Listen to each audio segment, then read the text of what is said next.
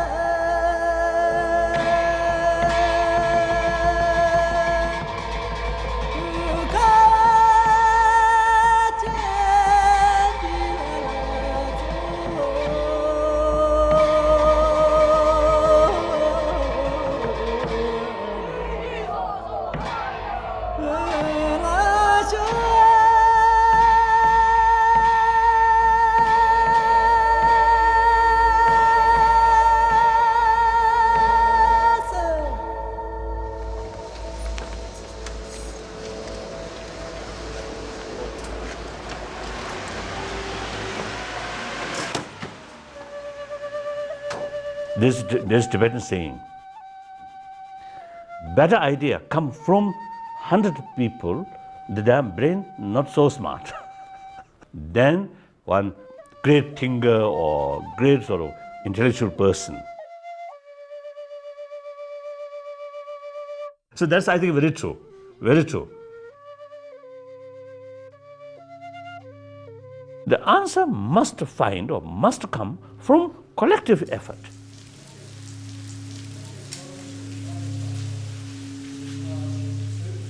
Good morning, Your Holiness. Today is the day for which we all have been preparing so hard.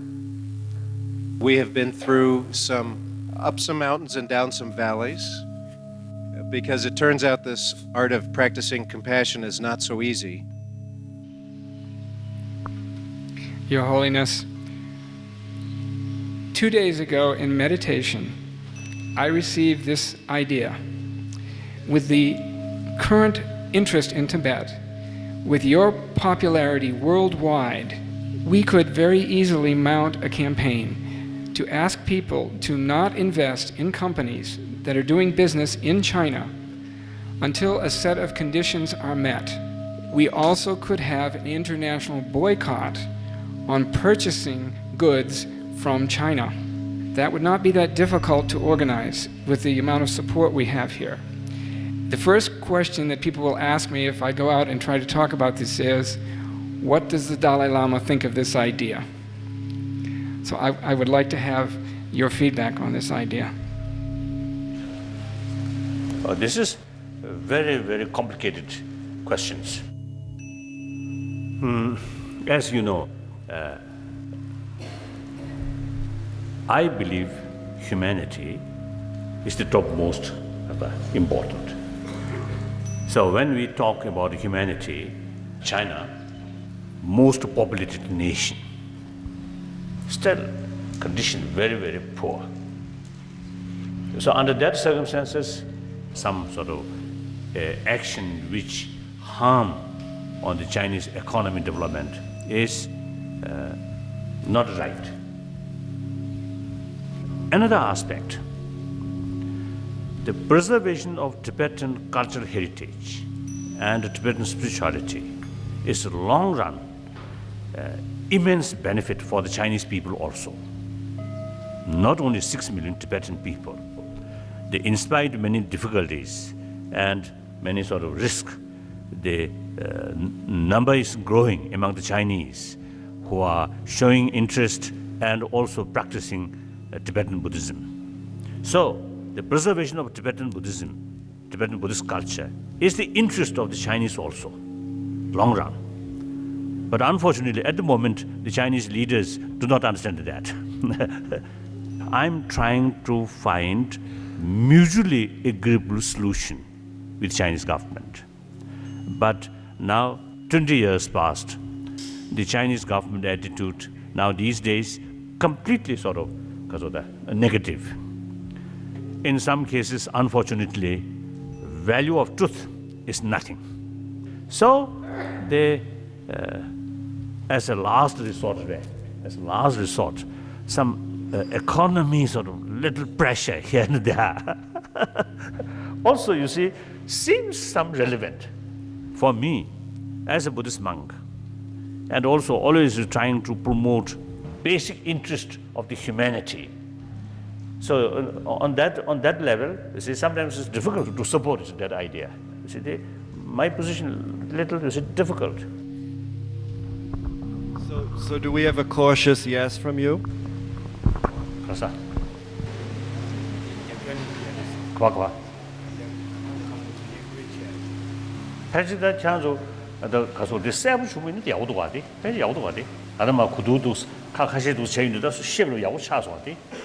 His Holiness feels that the discussion has shaped the idea fairly well. I think. So it seems, I think, good. So His Holiness seems...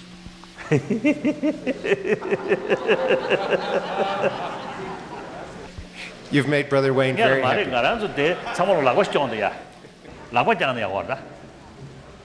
Maybe everyone should raise their hands if they're in favor of this. But since it concerns Tibet, His Holiness said he will not raise his hand. With clear explanation, then I think this is very good. He said, well, what do you all think? And we had this ridiculous moment of taking a vote with the Dalai Lama on the future of Tibet. Okay, what's the vote? Okay, what are we voting for? Yes, no, yes, no. Okay, and all hands went up. Yeah. Not harming Chinese people, or even, you see, one time, okay. Just a few explanations. This motivation is sincere, and the result will be mutual interest for everyone, isn't it?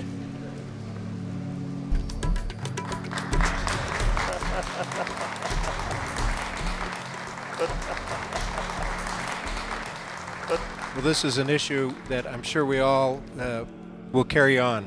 But again, now, main purpose of our meeting is not for Tibet issue. This is, you see, the promotion of human value, promotion of this, human spirituality and peace. That's the main purpose. And byproduct, Tibetan case also very much related with that. So you see, this happened, yes.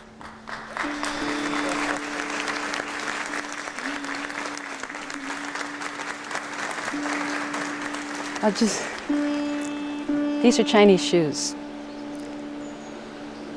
I wanted to take them off today with His Holiness. And just like in India, when people threw the fabric that had come from Britain onto the fire, even though they had no money to replace that fabric. These shoes, they're cheap, and I don't live on much, so that's important to me. They're comfortable, they're convenient to get, go right to Kmart and get them. And I thought to myself, I can no longer do this. These are a symbol. And just to go in there with my shoes on, take my shoes off and offer them on the altar and walk out barefoot and say, look, we're going to have to give up stuff if this is going to change. But what we are going to gain on the other side of the ledger is moral authority, is a sense of internal peace, is a sense that our lives count, that we can live with ourselves, that we can go to sleep at night. and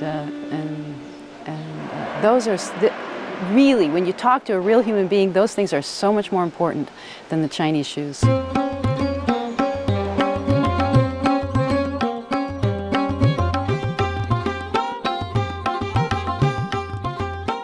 So I just want to say one moment about what we're doing now.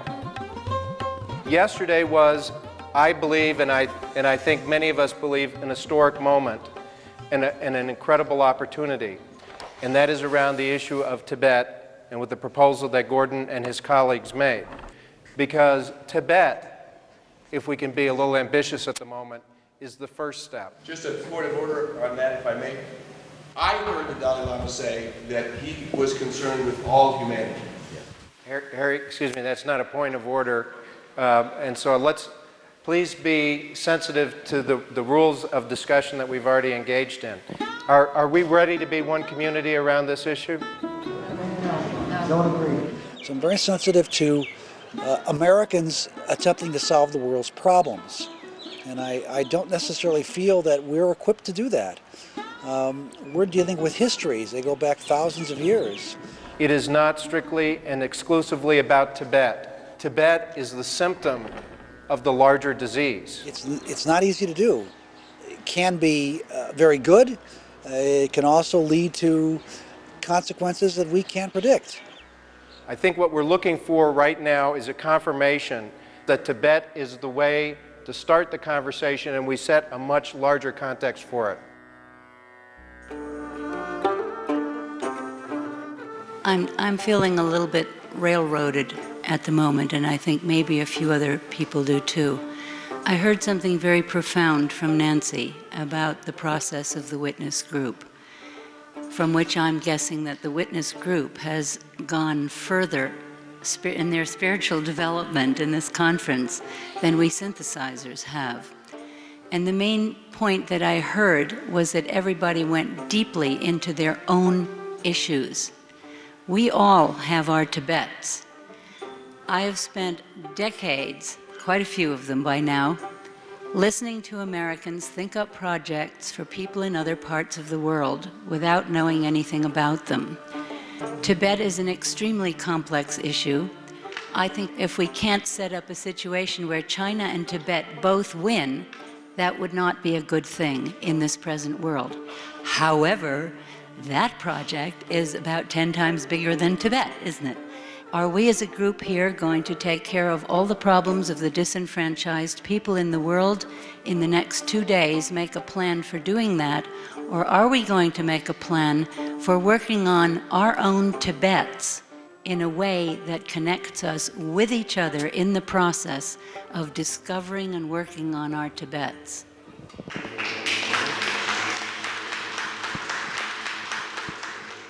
I feel that being in the presence of such a spiritual master and such a heart-open being, that I feel that we're missing something very vital if we don't, each of us individually, separately, learn what it means to have an open heart and to face, as Elizabeth so eloquently put it, the Tibet within each of us.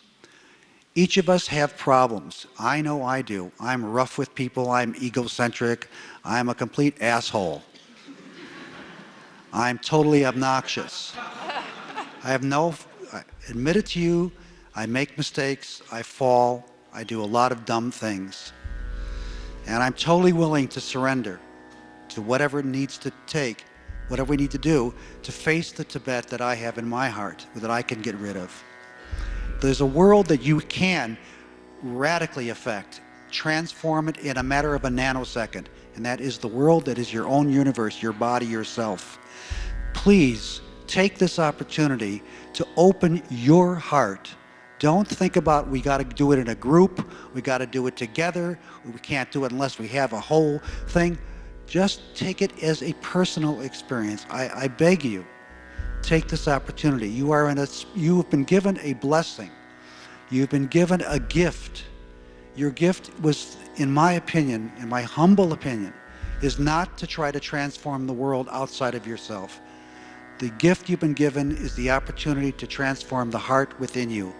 If I hear the Dalai Lama correctly, and I admit that I may not always hear things correctly, I heard him say to me, open your heart, Fred, open your heart. Everything he says, every time I hear him, he says, open your heart, Fred. That's all I can hear, open your heart. You yourself must make the effort. The Buddhas are only teachers.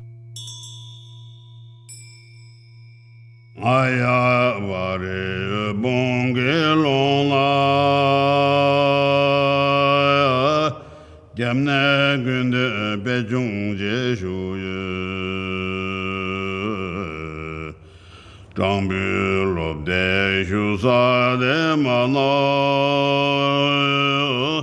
Sova debsho undoje bunrozo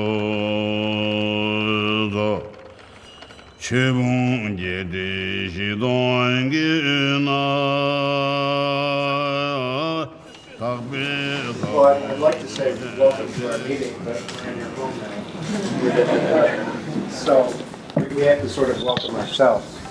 When we visited with His Holiness Brother Wayne and I last month, we said, because we're very positive thinkers, we said, well, surely by Wednesday afternoon, we'll have solved many of the world's problems, and we'll be ready to move on because we'll have gelled as a group, we'll have our strategy together, and we'll be able to move ahead.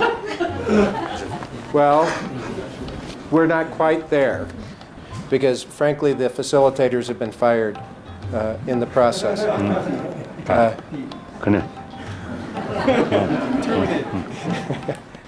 So that's why I'm standing so close to you, for protection.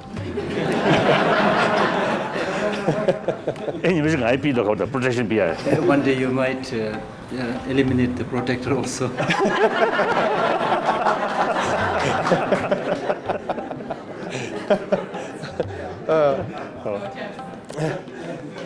So I think you're safe.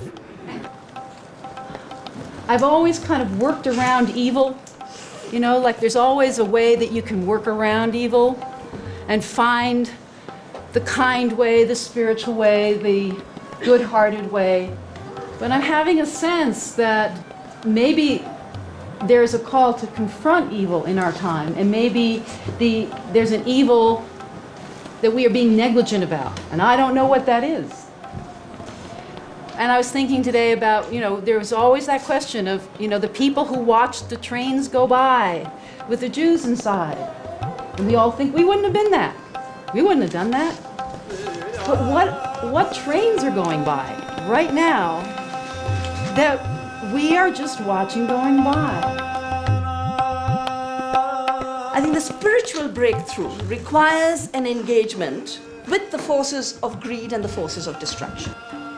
And so, you know, in our group, we just felt that the time, I think, has come to, in a way, come together in very intimate leadership from you. And we are ready. We want to form that kind. We want to put our energies to this work. And we hope you want to play that role. And we want to turn the exile of the Tibetan people into the new opportunity for the next millennium, so that being freed of leading Tibet alone, you can lead the world with it.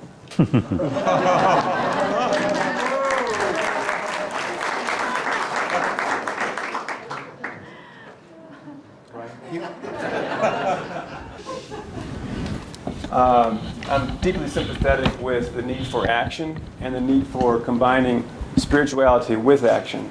I have a training in Jesuit spirituality, and in my church, the Catholic Church, there's a long history of social teaching. And I'm also sensitive to the gift that you bring to us as a moral authority and as an example. But I would like to propose to the group that we don't look to His Holiness, whom we revere, to lead us, but we lead ourselves. We take the inspiration. We have authenticity by virtue of the spirituality that bubbles up in our various traditions. And I think it would be a disservice both to His Holiness and to our own humanity to look to anybody else but within to develop the methods and practices to solve our problems.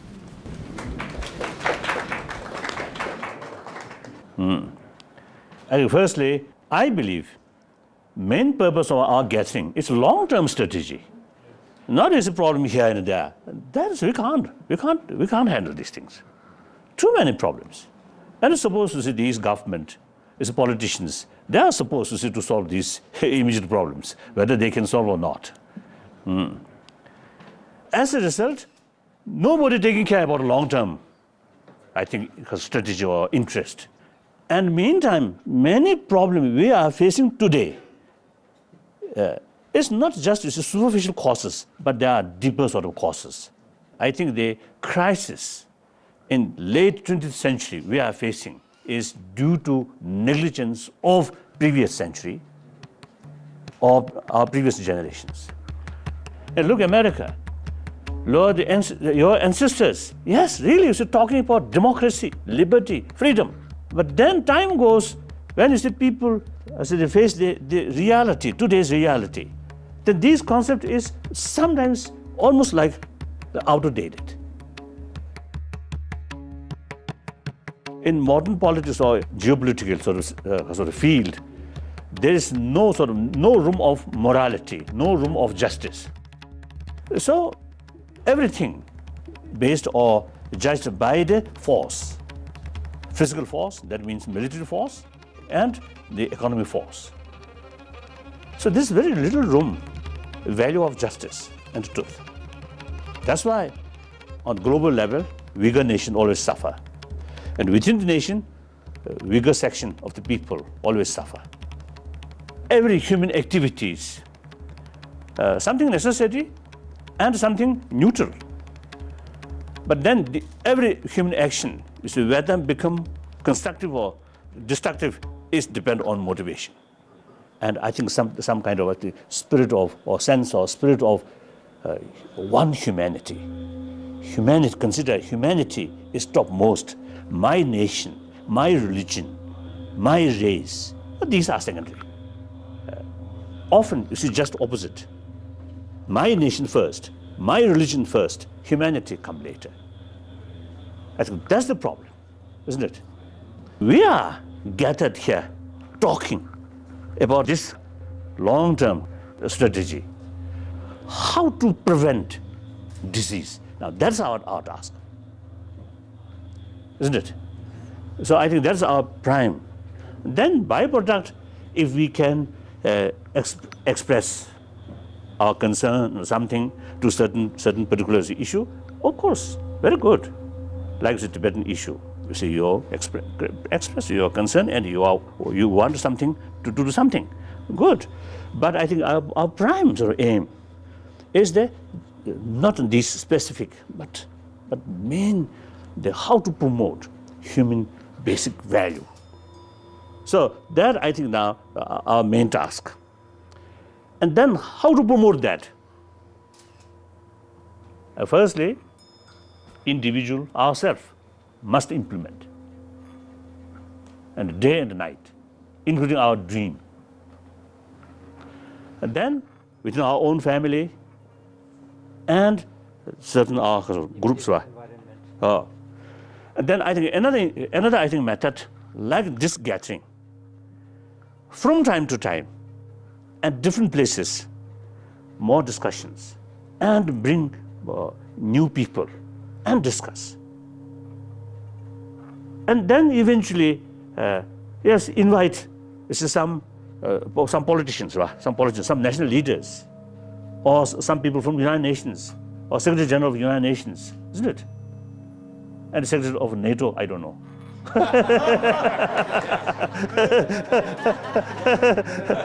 So in any case, you see, we can invite, but I don't think, you see, no need to set up some kind of organization.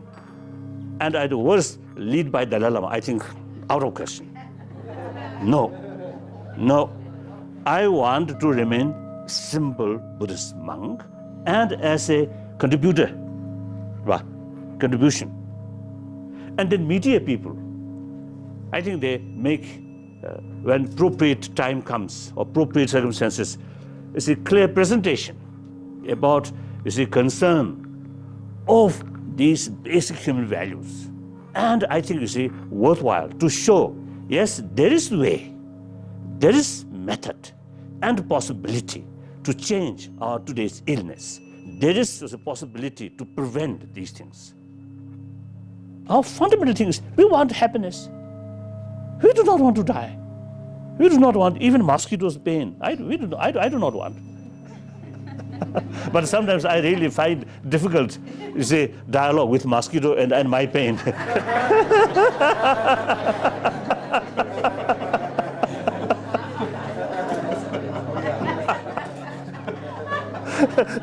So, as I mentioned earlier, it's a mosquito.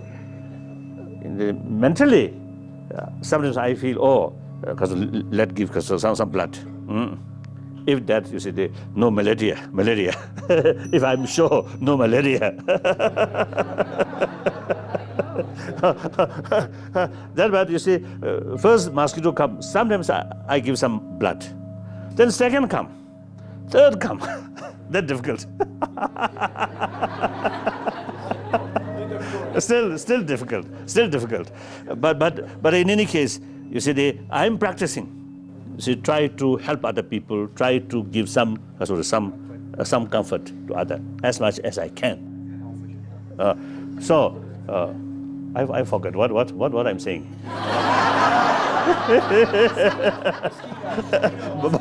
Mosquito take my idea.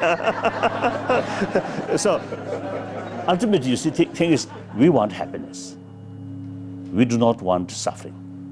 Everybody, any sentient being. Now we are actually creating more unnecessary sufferings. I think very important to make clear to public. We are not talking about religion. If we have more compassion, God will please. We are not talking that. As a Buddhist, if we practice compassion, Buddha will support us. I'm not talking that. If we are a more compassionate person, I get more benefit. I will be more happier person. That's the point. Here, I think one check, one is because of $1 million. But here, no peace. That $1 million will not bring inner peace, happiness. More frustration. This money bring more frustration, more suspicion, more anxiety, or sometimes more jealous then. So inner peace is the ultimate source of happiness, joyfulness. So I think people do not understand that, isn't it? That's my point. So that's my response. Renaissance, a new birth.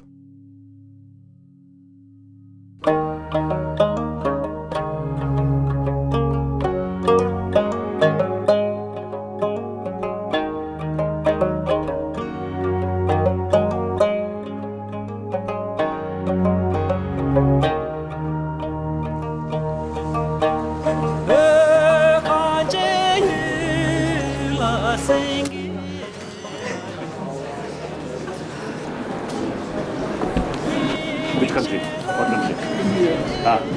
India. From where? Which state?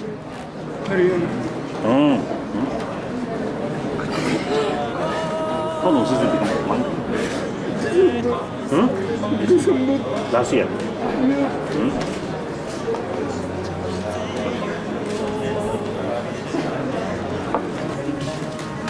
Your Holiness, this is dedicated to you with admiration, in spite of the fact that admiration is a Buddhist sin. You boy. This is for my wife and myself. Thank you.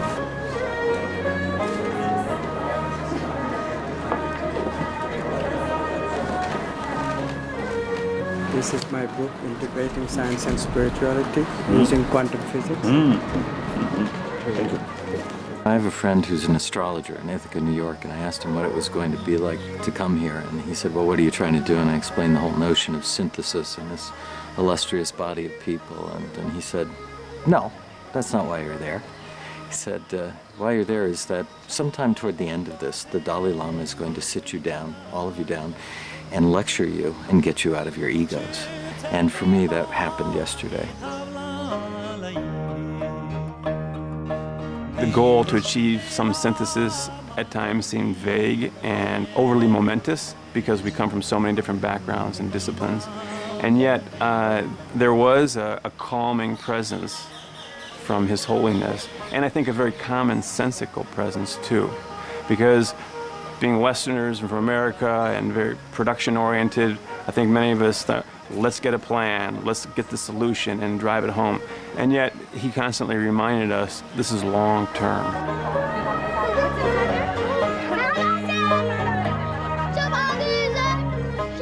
If you want to manifest spiritual ideas like compassion in your mind, in your heart, from mind to the heart, it takes a quantum leap. What happened yesterday was very interesting because Dalai Lama is not unaware of this at all, but he has a better judgment of how this has to be implemented. So he said short term and long term, and my eyes opened. So it was a huge, huge eye-opener for me. And I really appreciated that. So was it a quantum leap? It was a quantum leap for me. This is a seed. It's a seed, it's a beautiful seed. I'm confident that it will flower, and I have no way of knowing how that will be. I know the facilitators took a lot of heat about the way they designed this, but it is the act of humility to say, I think in the last analysis, I think it finally did work.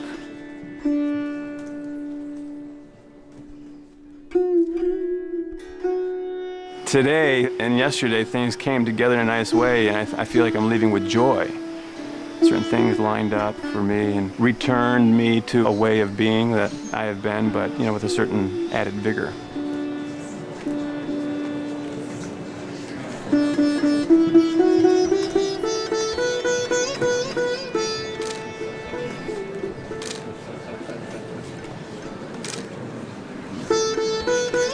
At the beginning of the conference, I read some words from Thomas Merton from an essay he wrote called About Results. And he said, don't worry about the results. Just do the right work.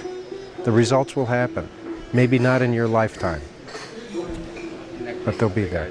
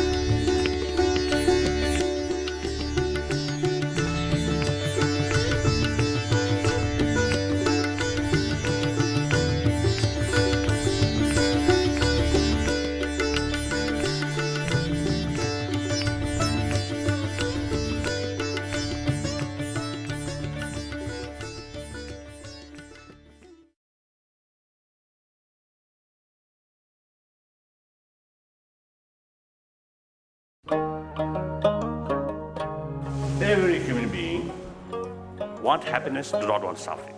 From the birth, we have every right to have happy life. The very purpose of our life is happiness, joyfulness. The Dalai Lama is considered the Buddha of compassion, and many believe that he reincarnates on earth to help ease the suffering of the world.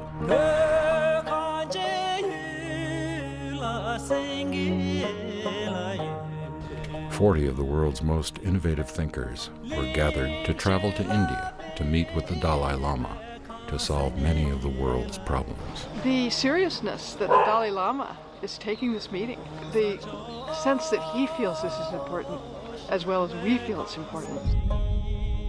We all have our Tibets, and we recognize that the whole world is interwoven. Are we going to take care of all the problems of the people in the world, or are we going to make a plan for working on our own Tibets? Everybody thinks of changing humanity, and nobody thinks of changing himself. I feel that being in the presence of such a spiritual master, we're missing something very vital if we don't, each of us, learn what it means to have an open heart. In one of the most thought-provoking films of our time, the Dalai Lama will lead you on a journey of spiritual transformation. We are not come here for making money or for making fame or just to make a nice statement. No. I've always kind of worked around evil and find the kind way, the spiritual way, but I'm having a sense that maybe there's a call to confront evil in our time. Humanity is topmost. Often it's just opposite. My nation first, my religion first, humanity come later. That's the problem, isn't it? There was always that question of, the people who watched the trains go by with the Jews inside. And we all think we wouldn't have been that. But what trains are going by right now that we are just watching going by? Featuring the voice of Harrison Ford, Dalai Lama Renaissance. Take it as a personal experience. Open your heart and listen.